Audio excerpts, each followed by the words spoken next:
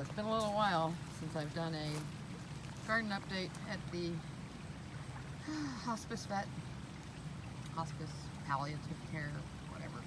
Angel's Paws. Here we go. So since when Gordon went, I started working here, which still makes me cry. And now Mac's gone too, but he's right next to his brother. And going into fall cleanup time. Oh, fall cleanup. It's fall planting time, really. So if you look back in the video archive, you'll see how overgrown all of this was. So all of these new plantings look like they're taking.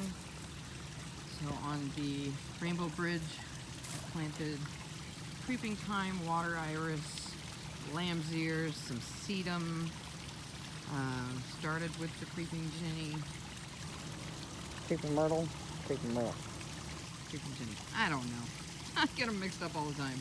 And then there's blue-eyed grass, which at the end of the season, that lump in the middle is what it looks like, and it's just kind of dead. But they're so pretty, and they just don't transplant worth a darn. So, you know, that's what we're dealing with. The fountain. And as I'm looking over here, I think I'm going to go pick up some more plants for this. Get them some fall color. All those purples are going in, but I was expecting more. So cutting down, just cut the grasses off the path. And it's not as much weeding as it once was. So that first video, and those first pictures on the website are tons of weeds. Well, as is always my way, fill in the space so I don't have to weed. I'd rather plant stuff than pull stuff, so. Anyway, the grasses are always falling over onto the pathway, so I just trimmed those back again today. Nice level ground that I can hobble around on. I twisted the heck out of my ankle, so. Out this window on the right and the middle is actually one of the sanctuary rooms, so we're gonna try and get them some more color popping up in those windows. Obviously those hollyhocks are done, and everything tall that was in the window is now done. So that's the garden room, sanctuary room for, you know, receiving your ashes back and contemplating. And hopefully you come out in the garden and do some healing in here, because that's what it's set for. So mostly edibles, turning this into a permaculture garden and food forest for the staff and for basically anybody who comes along and wants to eat it. So when it comes to fall planting, celosia. Celosia is amaranth. Amaranth is eaten all over the world except for basically here. You can saute the leaves and they taste kind of like spinach, but one of those yummy things that we as Americans completely ignore. But edible gardens, just in case they show up with their pets. So I try not to plant toxic things, and I try to remove as much toxic things as I can. The back, though it blooms like crazy in the spring and early summer, is basically set. Those yuccas are not ready to bloom. They're young. As I come around here, I'm crazy about ground covers, especially the edible and or super medicinal kind. And though some people call this revenge weed, this is one of its other names is fish mint. It's used in Thai cooking, and it is incredibly good for you. It is also incredibly invasive. So right now I've got it only in front of the spruce tree, and it's contained by concrete on the other side, but it's starting to creep. So I'm probably going to thin that out a little bit.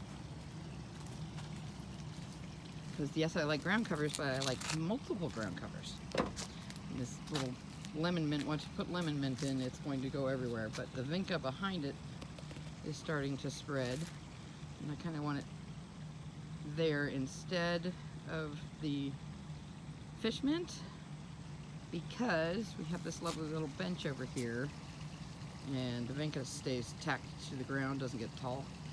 Behind it, a little liriope field.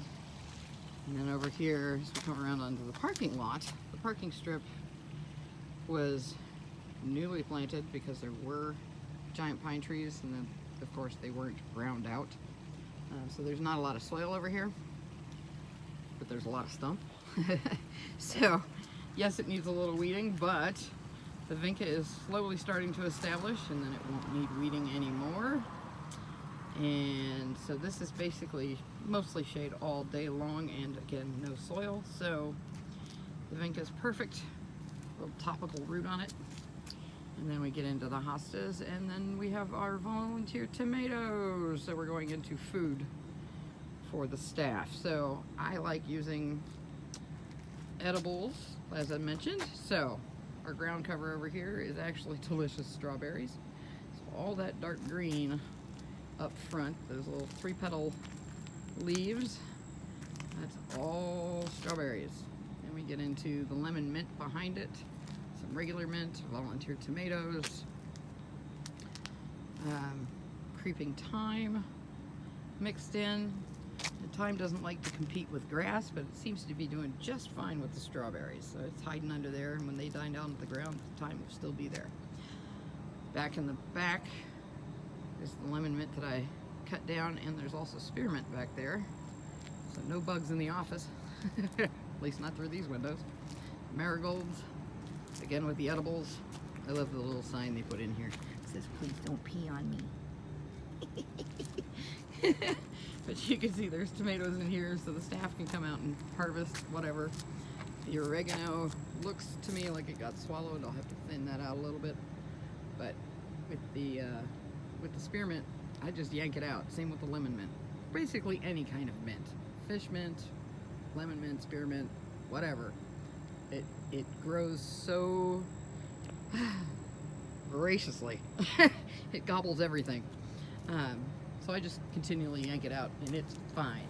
Don't worry about hurting it. And then we have the lamb's ears and daisies just for, office perkiness when they go in the back door.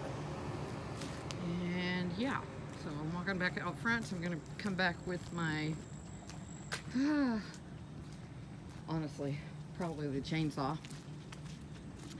Because I bought one of those little baby steel chainsaws, and man, that thing is awesome. So this year, because everything's being maintained now, the front line is filling in, which is great, except where the trees are now overgrowing the path yet again. I've pruned that tree back 3 times this year. So I'm going to take the lower limbs off of it and let him spread out more up and towards the street. I pruned that magnolia over by the fountain into a tree form rather than a giant bush form, so he can go up and out from the path. But yeah, there's a tree hiding underneath. The trees are actually planted in memoriam, so they all have names attached to them with donations to the charity. And that one you can barely see. You can tell where it hits the ground, but you can't see the top of that tree at all because the willow just swallowed him. But obviously I'm not going to be able to move the willow, so I'm probably just going to trim him back off of it so he has some air. And then the apple tree actually has apples on it ripening, which is awesome. I love it. Anyway, so not the mess that it once was. This is the memorial garden that I maintain, and I'm slowly planting every last square inch.